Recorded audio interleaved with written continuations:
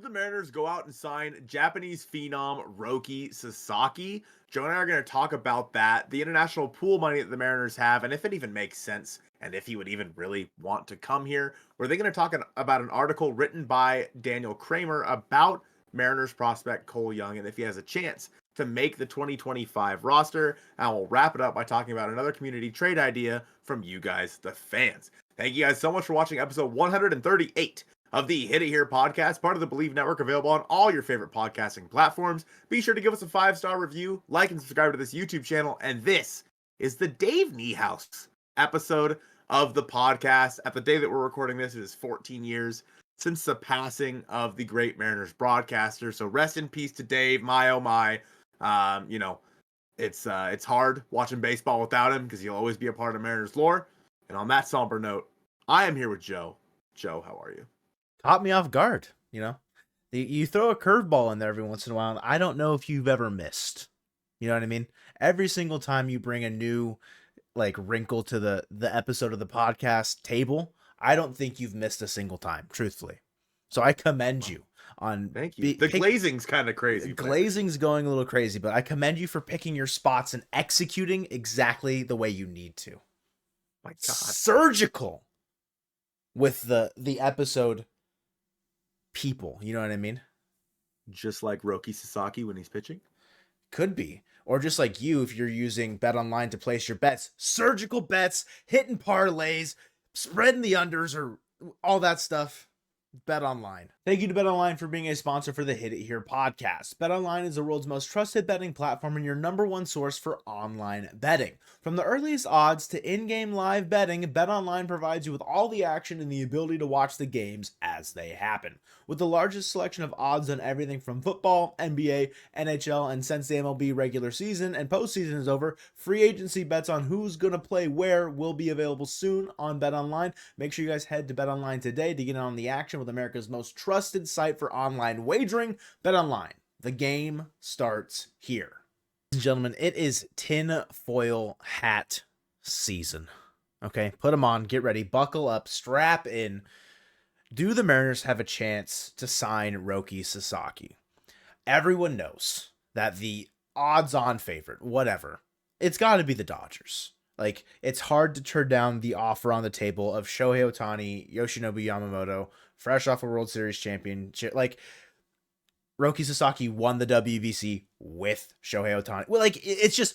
It's written in the stars, it feels like. But since it's not that big, illustrious contract like Yamamoto signed, since Sasaki is being posted earlier than the normal posting system, he's going to be an international, basically a minor league free agent. So his contract is not going to be nearly as lucrative. Which is why it matters, air quotes around matters, about how much money is available in the international signing bonus pool for a lot of the teams. I'd say largely the West Coast teams, and then probably the 2 New York teams. I'd say those are the main destinations probably for Roki Sasaki. And the Mariners sit at $7.5 million at the top, in the top group of teams that have money available in that international signing bonus pool. The Dodgers sitting at $5.1 million. So again, it's a $2.5 million difference. Is that really that big of a discrepancy? Will it really matter for Roki Sasaki? It could.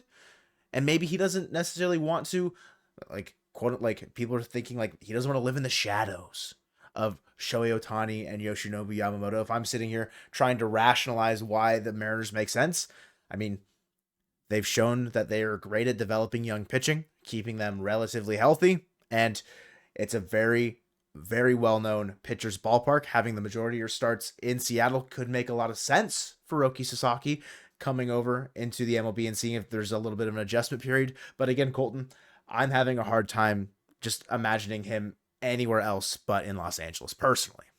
Yeah, in my opinion, it's either the Dodgers or the Mets. I think those are the 2 teams that kind of make the most sense for Roki Sasaki. But, I mean, I would say... So there was a quote that I saw about Roki Sasaki, and it said 30 teams will try to sign Roki Sasaki. So everybody is going to be in on him. 30 teams will try to sign Roki Sasaki, but also 30 teams believe he will sign with the Dodgers. It just feels, like you said, written in the stars. Yamamoto and Ohtani are already there. Of course, with the Mets, you do have Kodai Senga, And then, but with the Mariners, I mean, you have the best Japanese, well, for now, the best Japanese player of all time in Ichiro Suzuki to be your frontman. So that's an option. So it's interesting because obviously on the Mariners side of things, they have a starting rotation that already has 5 guys in it. 5 of the best starting pitchers in baseball, for that matter. With that being said, it is hard to understate how good Roki Sasaki is at just 23 years of age. Now, I'd like to preface this by saying, obviously, like hitting in the MPB is a lot different than hitting over here, like in the MLB. But nonetheless, so let's put it this way. Shohei Ohtani in his career over in Japan pitching in 565 innings, which is more than Roki Sasaki, mind you. But in 565 innings, he had a 2.55 ERA. For Roki Sasaki, in 414 innings, so about 100 less right now. He started pitching about a year after Ohtani started at 18, Roki started at 19. But Roki Sasaki has a 2.02 ERA in that time. This year, he had in 111 innings pitched, he struck out 129 hitters to a 2.35 ERA. He's very good. Yeah. So when it comes to where he's going to sign, there was another thing that I saw today that said like he will prioritize like team culture, like comfortability, etc. You know, the basic things that guys say. And one of the things that when Shohei Ohtani and like teams were making their pitches to sign Ohtani, one of the reasons why he said that he picked the Angels over the Mariners was he didn't want to live in the shadow of Ichiro Suzuki. He wanted to go to a team that already or that didn't already have like an established Japanese-born player. That was something that was talked about quite a bit. Obviously, that didn't work out for Shohei Ohtani, and he realized that was probably a bad idea. But nonetheless, does Roki Sasaki want to do that? Who knows, right? We'll never know like what these guys want exactly. But for the Mariners specifically, if somehow magically he decides to sign with the Mariners, so if that is the team he picks, and then I think there's like a window that opens of like you have 30 days or something like that to sign a deal with this team, or you go back to the NPB. Yeah. If Roki Sasaki was to sign for the Mariners for probably 6 digits at least,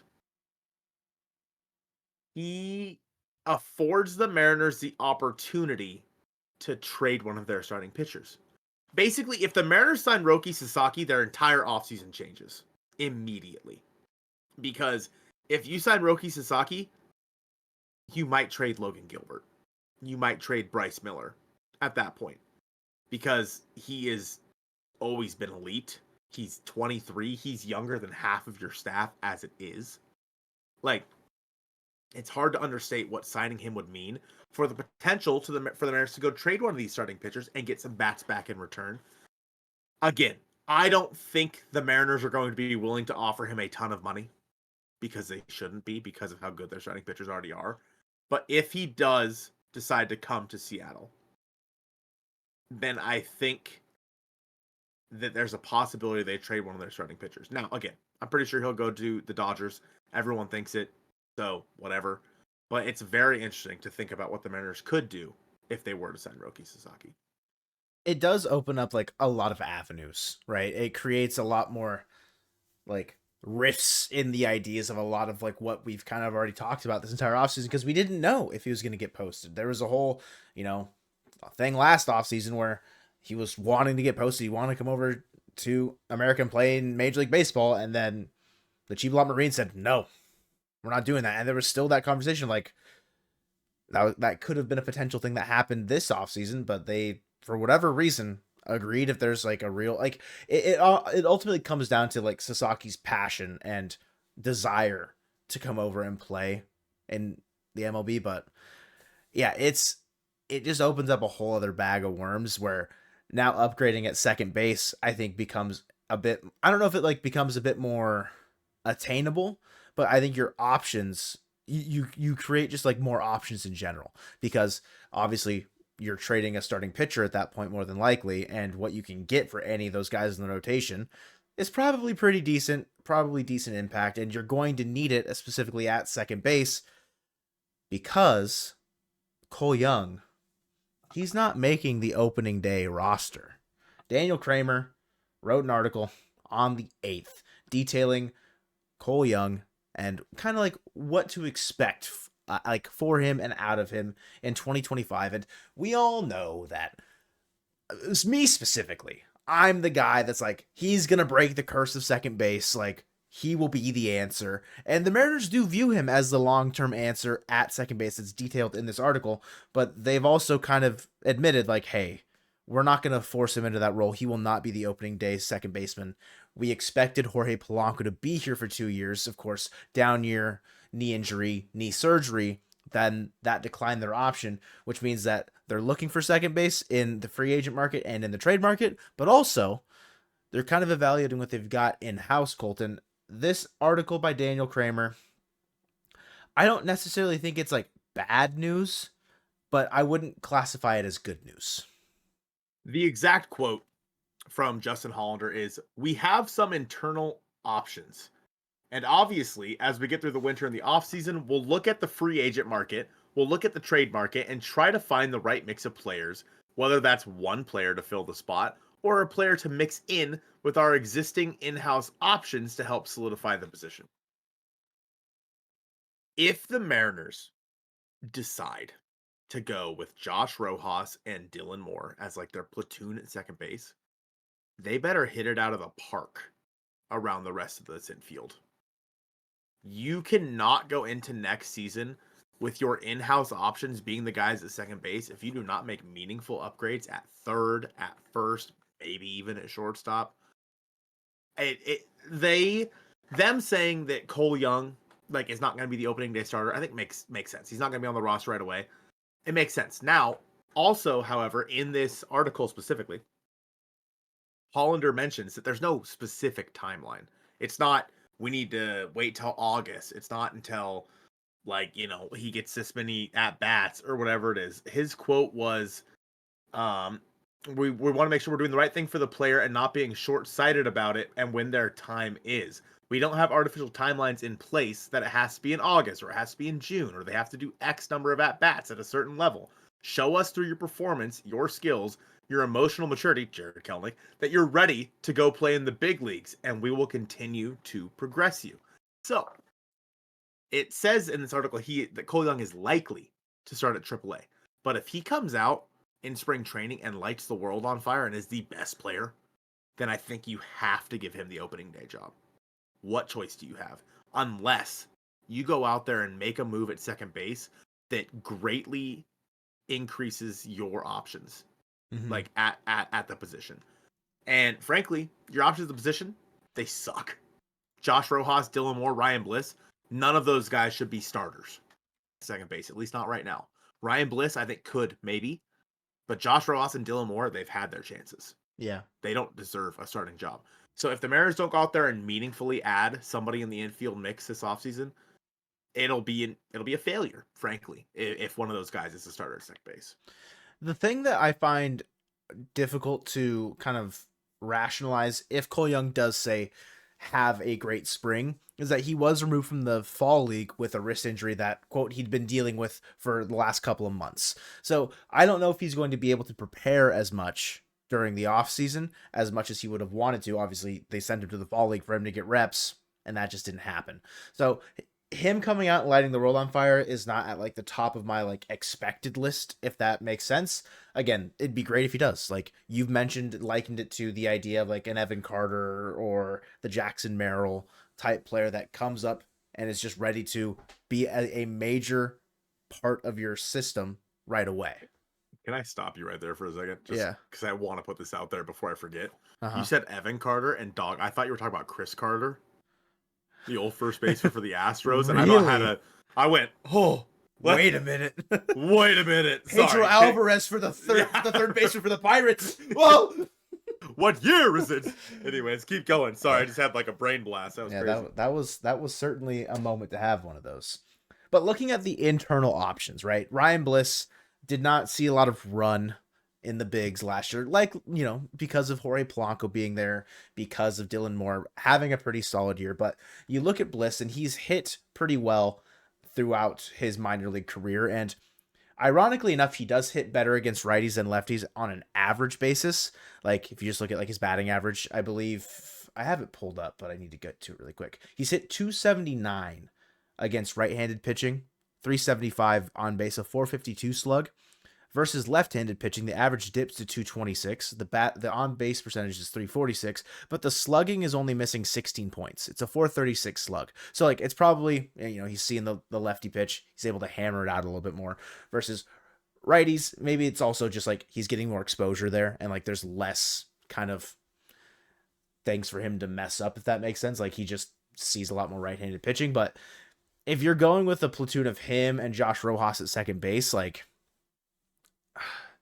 the thing that's hard with Rojas is he was just downright the worst offensive player on your team for the last like 3 months of the season that was seeing consistent reps. They didn't have another option. Sure, I guess Garver, Haniger, worse options, but like he had a slugging. No, oh God, I think it was his OPS was at like 500 the last like 3 months of the season, like rolling. Damn, he was piss poor at the plate, and having that just be like a black hole in your lineup. Sure, played great defensively, put up, almost 2 wins according to Fangraphs, largely inflated by that first month of the season where he was hitting 300. Like if they can somehow channel that again, great.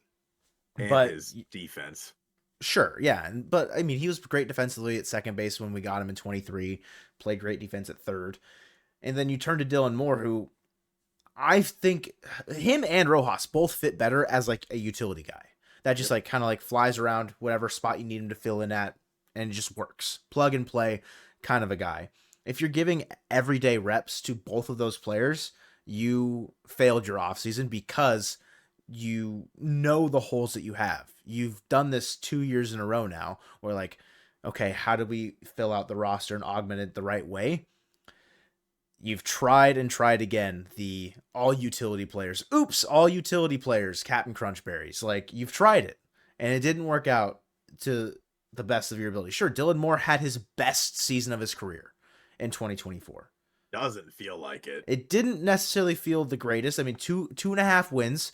It was only a 105 WRC plus, so he was above league average, but not by much. But giving him like 500 at bats next year feels like it'd be a failure, right? He got 400. How many at bats? He got 368 at bats. If he played he played himself to a larger role by, if you're really upgrading at third base and him and Rojas are your second base platoon guys, and say Rojas stinks again, you're probably just going to give more at bats to Dylan Moore regardless. Like the most I'd want to see him get in a season is probably 400, like just a little bit more than last year, because at that point, like you're really pushing the boundaries of like how much more can you really like squeeze out of Dylan Moore. I would assume that Cole Young comes up at that point too, like later in the season. Like yeah, if you do have Rojas and Moore at second base, like I would assume like you get to like June or July and hopefully Cole Young looks ready. Yeah. And you just call him up. Mm-hmm. I guess that's a good point. Like you don't have to sit there and just suffer with nothing, like very low production output. And there's also like a lot of like alarming stats from specifically Dylan Moore and Ryan Bliss. Neither of them, sure, Bliss didn't get many opportunities, but neither of them could hit at home. Dylan Moore's home road splits, don't look at them. It's a jump scare. We're past Halloween. Don't go look. It's not worth your time. But he hit way better on the road. Ryan Bliss, I think his batting average at home was like 140. On the road, it was like 300. Like, they just couldn't hit at home. And again, small sample sizes specifically for Bliss, but like if that trend continues, you're seeing a lot of those at-bats come at home. I mean, at least 81 games being played there. If Dylan Moore plays like 60 of them and he's hitting 190 in those 60 games, that's not the amount of production you need at that position.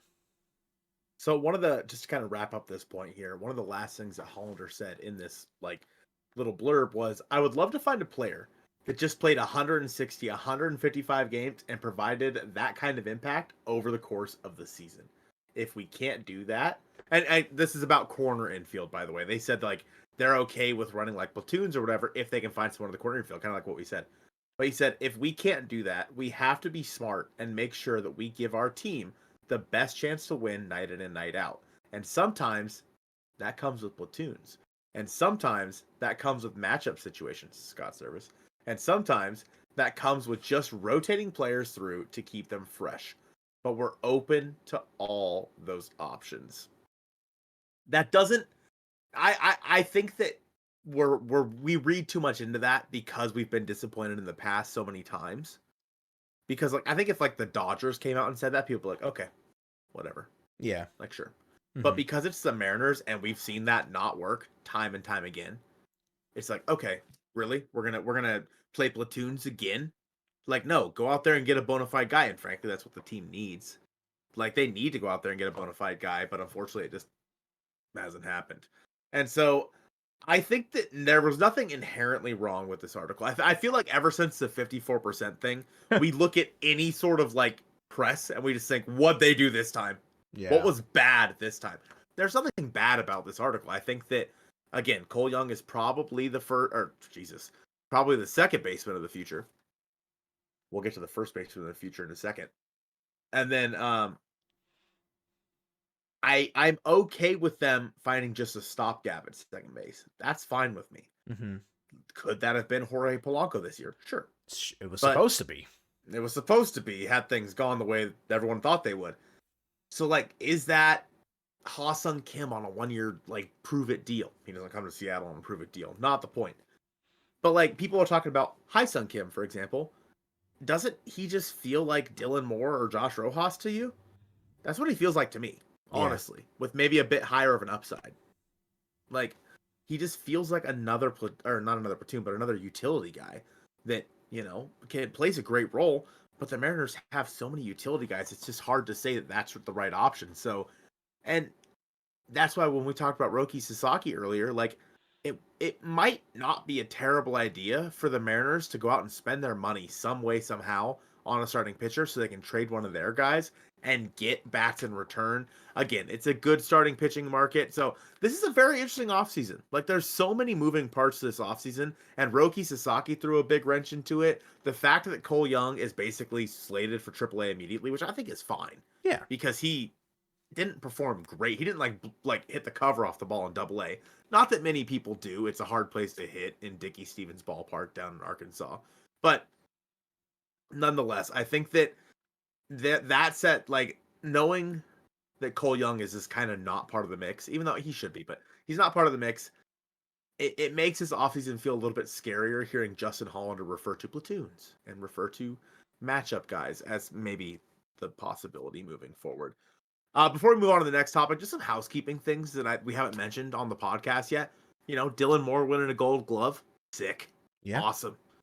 Cal Raleigh winning a Gold Glove and a Platinum Glove, hello, huge, best defensive player in the American League, insane. Like, that's so sick. I did not expect that at all, personally. Like, the Gold Glove, yeah, book it. The Platinum Glove, that kind of caught me off guard. You got anything to say about that part? I think, like, looking around who like the other like winners in the American League, I didn't really have a pulse on who would have been the Platinum Glove Award winner, if that makes sense. But I'm not gonna sit here and complain. You know, I'm not gonna be like, oh, I don't know if Cal should have won it over Dalton. I don't care. Cal won it. End of story. Great. He's the best defensive player in 2024 in the American League. Who is it? Bryce Terang in the NL? Yeah. More possibilities for Cal Raleigh to win some hardware tomorrow from the day we're posting this for the Silver Slugger. So just keep that in mind.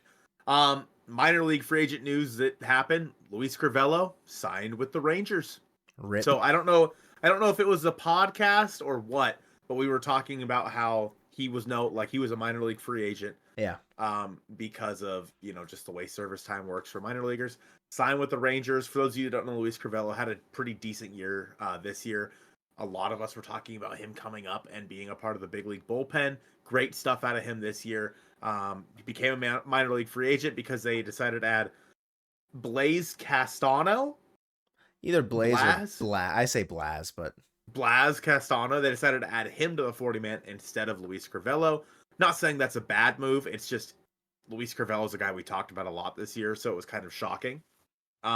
He's with the Rangers now. So, you know, keep that in mind if all of a sudden in August, like Luis Curvelo's up and shoving Just for the Texas mowing Rangers. down the Mariners. Yeah, so just keep that in mind. But moving on now, we have a possible trade deal from one of you guys, the fans. And this one's interesting because there's definitely some caveats to it. I'm going to let Joe break this one down. We talked a little bit about it before we started recording this, but I think that we both made some interesting points here. So Joe, break her down. So it's a returning trade idea and from a returning person.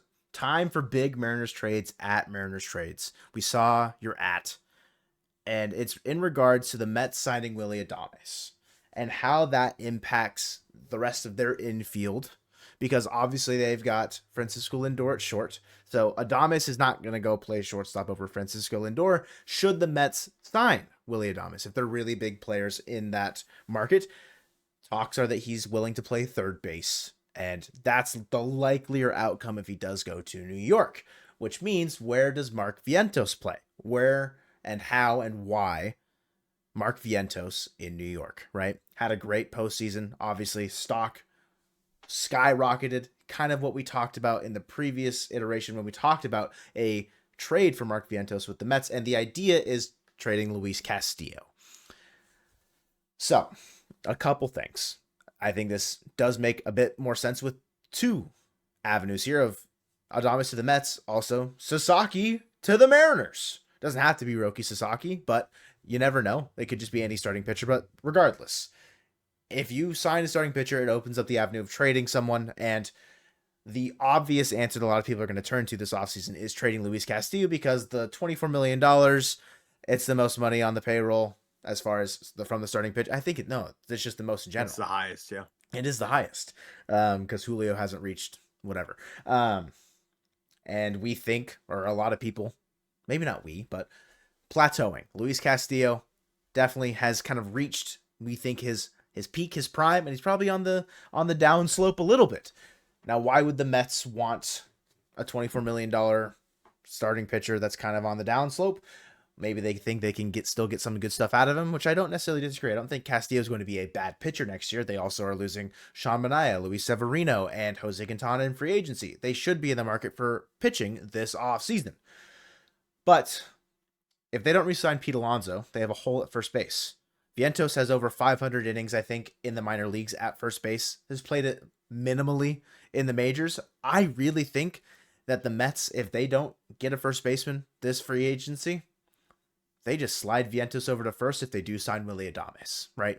That is my first kind of hang up with this. But Colton, you've got another hang up with Vientos specifically in regards to the return package going to the Mets and it being Luis Castillo as like the front man of that trade. I truly just don't think that the Mets would give up like Mark Vientos for Luis Castillo. I think that the trade itself is this DOA based on that alone. Because again, Luis Castillo making $24 million a year. Like, even if it was a 1-for-1, which obviously that's not the case here, just so we're clear. That's not necessarily what's being suggested in this trade idea either. Mm-hmm. But just like Mark Vientos is a guy who is bursting onto the scene as a very, very good player. Like a third baseman. Obviously, the Mets had their time with Brett Beatty. Didn't work out very well. Mark Vientos found his way to third base for the Mets and has turned into not a superstar, but a star. Luis Castillo, a $24 million aging veteran to the Mets for a guy who's making the major league minimum, so $800K, who's a budding star. Like, it just feels wrong immediately. In my opinion, if you want Mark Vientos, you probably have to give up Bryce Miller because he's younger, he's cost controlled. Like, it's a guy that just makes sense for them moving forward. I wouldn't say give up Logan Gilbert. Obviously, he's making more money. However, money's not necessarily a problem for the Mets because Steve Cohen is a good president or owner. Sorry. Yeah.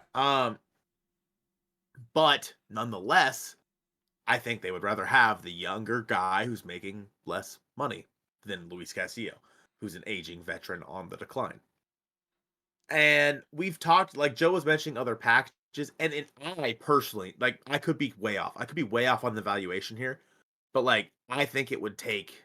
Because, in my opinion, the Mets are going to want major league talent. Mm-hmm. And when we were talking about this earlier, like Joe mentioned, like, or did we mention as a whole? Like, as a whole, we mentioned Luis Castillo, was it Dom Canzone, Tyler Locklear? Yeah, and then one of the like close to back end leverage relievers not named Andres Munoz. So it could be whoever they fancy out of the pen. Gregory Santos, Colin Snyder, could be Gabe Spire, like whatever the Mets really would want. Because you're kind of at their like like you are the ball Discretion. discretion. I was gonna say disposal. I don't think that's the right one. Um because they have the more valuable asset in a cost controlled, like you're saying, budding star, hit 27 homers last year, obviously went crazy in the postseason, like should continue to grow as well offensively because he's just 24. I think the way you work around that is like you're saying, trading one of the more younger starting pitchers. I think like is George Kirby the most like realistic option? I think he might be the one that they'd value the most because he's his first year of arbitration. I think he's a bit more proven than Miller and Wu as far as just like longevity in the bigs, but like also maybe Miller can turn into a better pitcher than Kirby next year. Same thing with Wu. Like maybe Kirby his step back this season from what we expected him to kind of continue to grow, he kind of just like stayed lateral. Maybe this is where he's just at because he stays in the zone too much. He doesn't really have a put out pitch, you know? He's a New York guy. But he is also a New York guy. So like maybe they value that. Maybe they somehow get the best out of him because now he's in his home state. Like who knows? Everyone's going home this offseason. But I think for the idea of trading for Vientos, that would be a player, like you're saying, Colton, that they would need to knock out of the ballpark. That's a guy who knocks it out of the ballpark for me at third base. Like any of those young, cost-controlled third basemen around the league, there's probably two. It's him and Westberg, realistically, which was the original trade proposal, like segment that we did a couple weeks ago. But it's going to be interesting how things kind of play out around the league of like who signs where. Because like even if Adames doesn't go to the Mets, I think they then turn to first base as where they try and fill and just leave Vientos at third. Like they re-sign Pete, they go after Christian Walker, whatever. Maybe they go after Anthony Santander. I don't know, but it's definitely an interesting idea given the way things can shake out as far as like signing Roki Sasaki or whatever. The hard part is it's still so young, new in the offseason that like we haven't really had a lot of time for things to develop that we don't know who's really in on who yet. Like the big signing has been Kyle Hendricks to the Angels. I don't know what the hell they're doing, dude. No one knows. They don't know what the hell they're doing. And so it's just right now, like all we're doing is just like roster baiting, which is fine. Like that's what the offseason's for. But a trade for Vientos to the Mariners, I just don't see it happening with Castillo as the front man because everything that we've just laid out. Yeah, and again, I think that with Castillo, it's dead on arrival now, and with like Bryce Miller or George Kirby, I think it's possible, but a lot of other things have to happen. Again, Willie Adame signing with the Mets makes Vientos much more expendable. Like Roki Sasaki signing with the Mariners makes, any of their starters much more expendable than they were previously. The Mets, in my opinion, just specifically, are, I think, the biggest catalyst of this offseason. They're the team that can make or break this offseason depending on how much they want to spend, how aggressive they want to be on adding guys, like whether it be bringing Pete back, whether it be signing Roki Sasaki. Like, if there's any team that can, like, throw this offseason into disarray, in my opinion, it's the New York Mets. And I think that there's a really good chance that they do make that happen, whether that be trading, Mark Vientos or them, again, signing Roki Sasaki, because they need starting pitching. Like you said, it's Kodai Senga and then David Peterson. Oh, right. I forgot about him. Yeah, I mean he was mainly a reliever in the postseason, but they've got like the main three guys from the rotation in 2024 are all free agents. I expect probably one of them at least back, but they're going to be in the market for starting pitching at the top end of free agency, maybe even at the top end of the trade market, trading for Garrett Crochet. Like they've got some infielders that they could trade, like Luis. Like they could trade Acuna's brother to the White Sox if they wanted to, but I don't know. I considered that. it would be an interesting one, that's for certain. But I just want the Mariners to make their first official move. I'm itching. I'm waiting. Y'all got any free agency transactions in there? Hey guys, any moves? Any moves? Time to break out the poking stick, like do something meme. Is it already? Here we sit. I'm being so serious. I need the Mariners to do something. It's I'm 11. bored.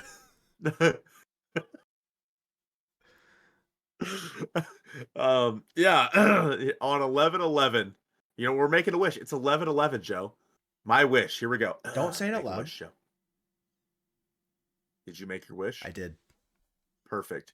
Let us know in the comments down below if you guys made your wish for the Mariners this offseason here on 11/11. We appreciate you guys watching episode 138 of the Hit It Here podcast presented by BetOnline. Once again, the Dave Niehaus episode. May he rest in peace, and go Mariners.